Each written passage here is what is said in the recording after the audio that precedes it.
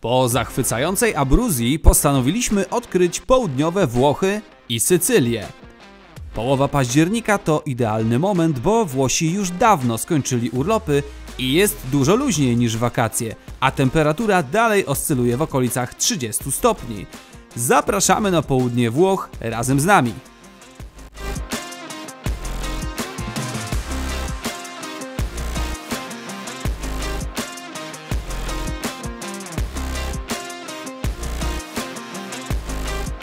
W tym odcinku przejedziemy bezdrożami Bazylikaty i zajrzymy do opuszczonego domu.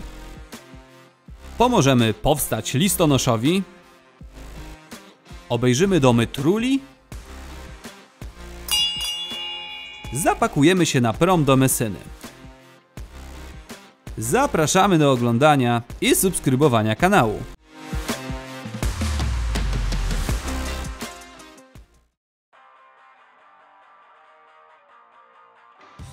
Po 2 dniach jazdy Rangerem z lawetą dotarliśmy do naszej bazy wypadowej w Chieti. Po przegrupowaniu szyków ruszyliśmy dalej na południe Włoch już na 2 kółkach, a w zasadzie to na 4. Zestaw 2 skrajnych motocykli, Kuba na Goldwingu F6B, a ja na KTM 790 Adventure. Chieti jest położone na wysokości Rzymu, ale po drugiej stronie buta nad Morzem Adriatyckim. Najszybsza droga do Cieśniny Messyńskiej to 700 km i około 7 godzin samej jazdy. Ale my postanowiliśmy pojechać na południe w stronę Obcasa, żeby znaleźć się w zupełnie nieznanych dla nas regionach, czyli Puglia i Basilicata. Do Foggi dojechaliśmy autostradą, mijając półwysep Gargano z lewej strony, który bajkowo wdziera się w Morze Adriatyckie na kilkadziesiąt kilometrów. Zjeżdżając w nieco dziksze rejony zawsze trzeba być zatankowanym na fulla, bo na południu są obszary bez stacji benzynowych przez kilkadziesiąt kilometrów. A jak komuś się zamarzy wymiana oleju przy autostradzie, można, jest podnośnik, jest specjalny uchwyt nawet do łapania oleju. Zaraz za Foggią zjechaliśmy z autostrady i zaczęliśmy eksplorację terenu, jadąc drogami Strada Provinciale, czyli takimi naszymi drogami powiatowymi. Minęliśmy kilka mniejszych miasteczek, które wyglądały mniej więcej tak jak w Albanii 20 lat temu.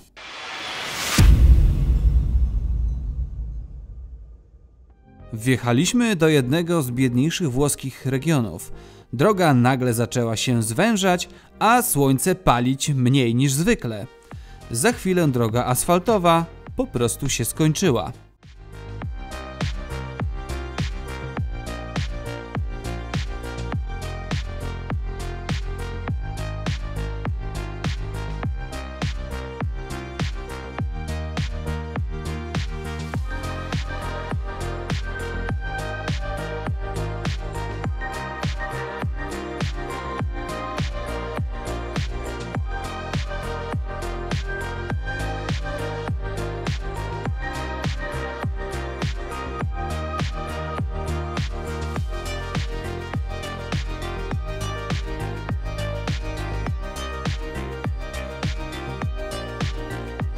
Słyszałem z opowieści, że południe Włoch jest nieco biedniejsze niż północ, ale dysproporcja jest niesamowita.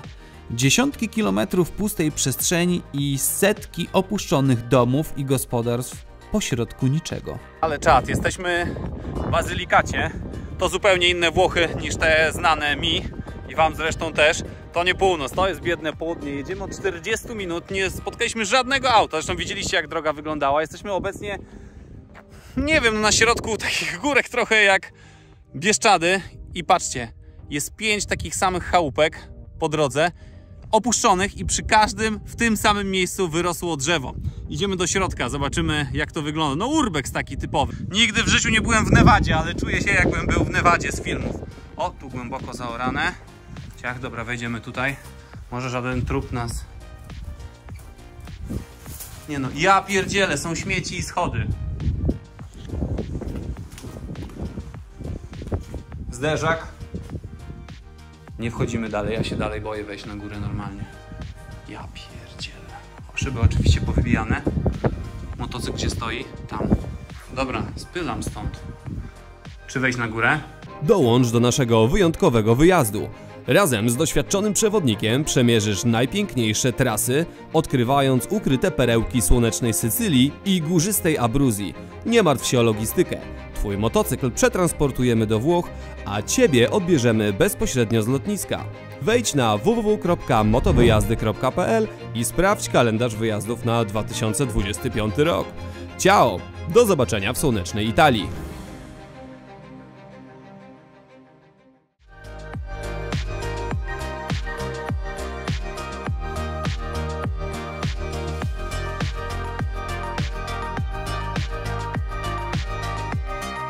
Jechaliśmy tak około 3 godzin w kierunku regionu Puglia.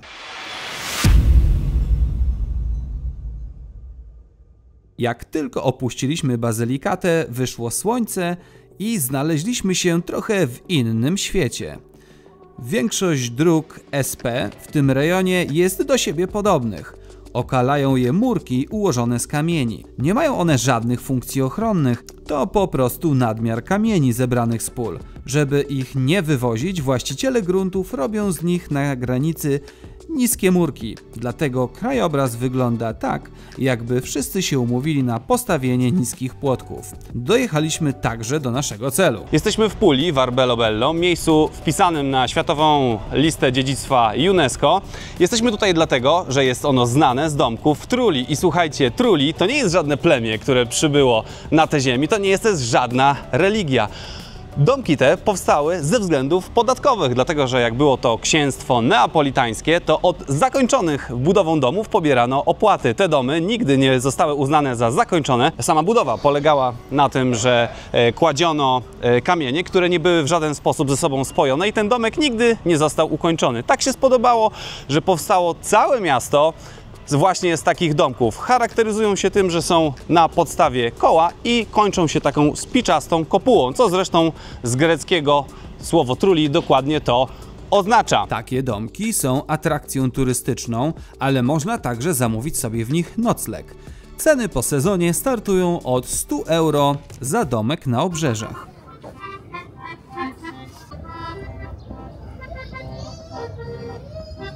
Postanowiliśmy także pobłądzić motocyklami w jednokierunkowych uliczkach tego niezwykłego miejsca, wjeżdżając nieświadomie ludziom na podwórka.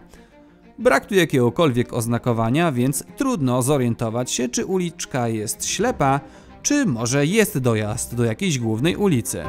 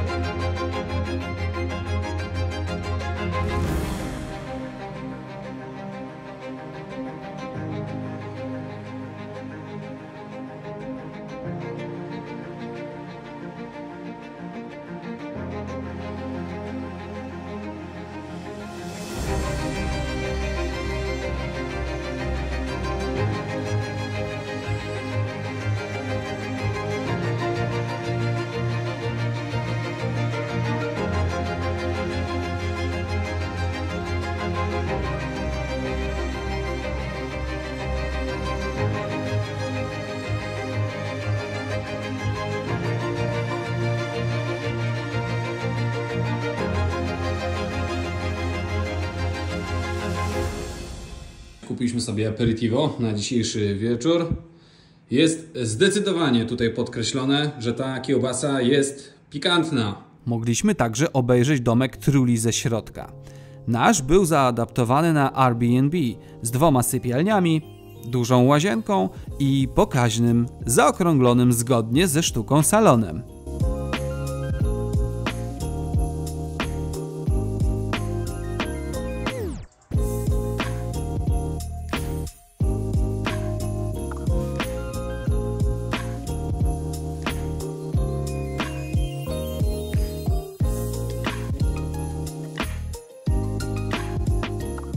Następny dzień powitał nas palącym słońcem.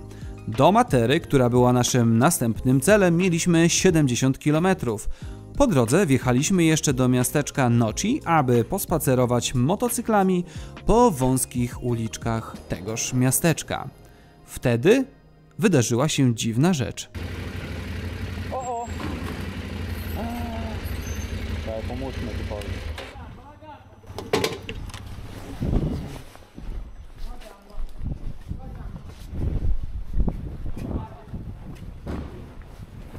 Czekaj najpierw.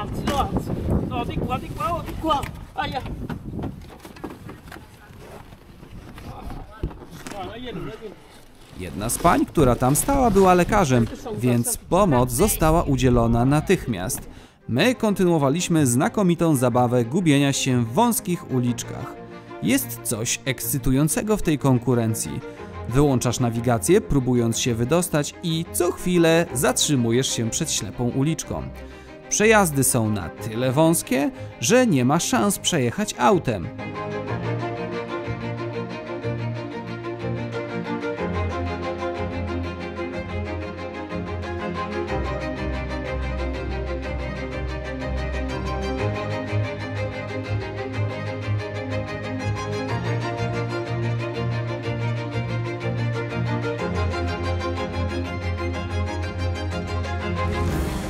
Po wyjechaniu z miasteczka jechaliśmy w stronę Matery, która jest w sąsiedniej bazylikacie, w której przecież już wczoraj byliśmy.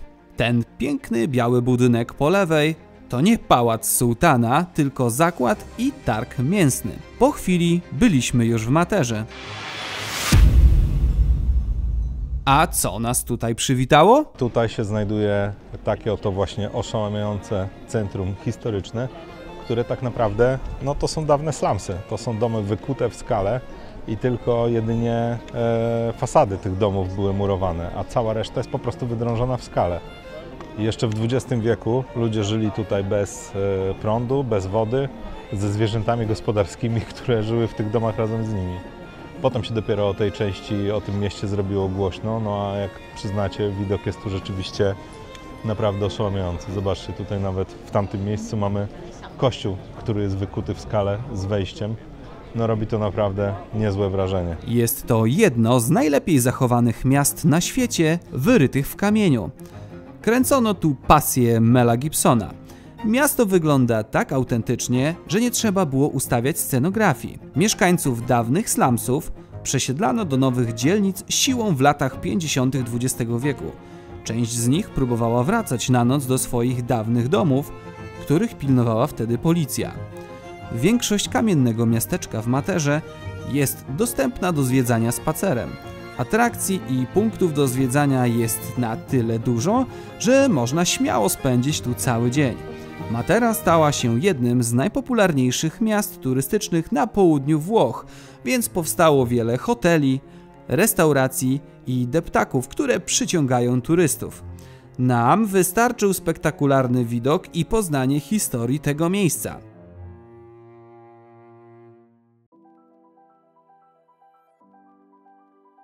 Zmierzaliśmy w stronę Sycylii, a przed nami był jeszcze spory kawałek bazylikaty do pokonania. Mieliśmy nadzieję przeprawić się dzisiaj na wyspę, ale jadąc bokami nie udało nam się dojechać do Cieśniny Messyńskiej. Nie chcieliśmy wylądować w Messynie po ciemku i szukać noclegu, więc zatrzymaliśmy się jeszcze na jeden dzień na kontynentalnej części Włoch, w miejscu, gdzie wypada duży paluch.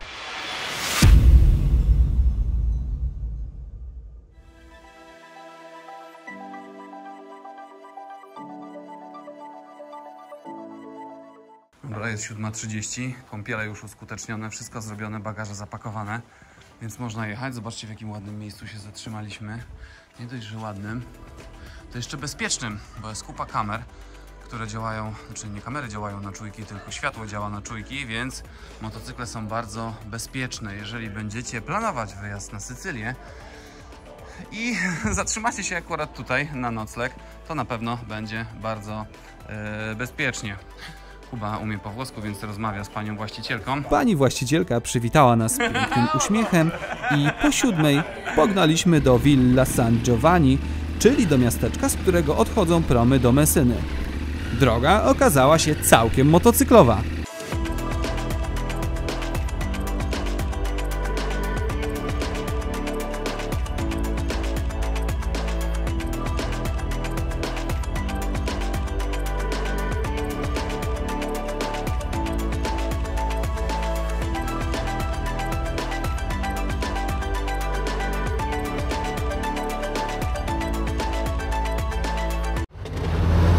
Słuchajcie, coś się zjeba w tym automacie, dlatego zostaliśmy warunkowo puszczeni i mamy iść sobie kupić bilecik w automacie. Nie, gdzie w automacie? W jakiejś kasie. Tutaj jest kasa, zobacz.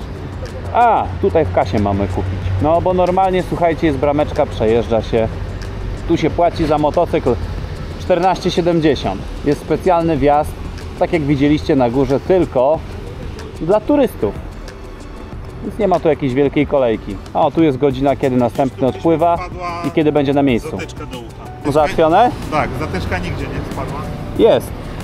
Jest. Po załatwieniu formalności pomknęliśmy na załadunek, a potem na pokład. Dzisiaj szybko nadrobiliśmy to, co straciliśmy wczoraj. Szybko rano się zebraliśmy, motocykle są już na pokładzie na dole. W zasadzie to już płyniemy. Natomiast jest tak łagodnie, że na pewno nic się na tym pokładzie nie przewróci. Za mną Sycylia, widzimy się tam za kilkanaście minut. W zasadzie to do zobaczenia w następnym odcinku.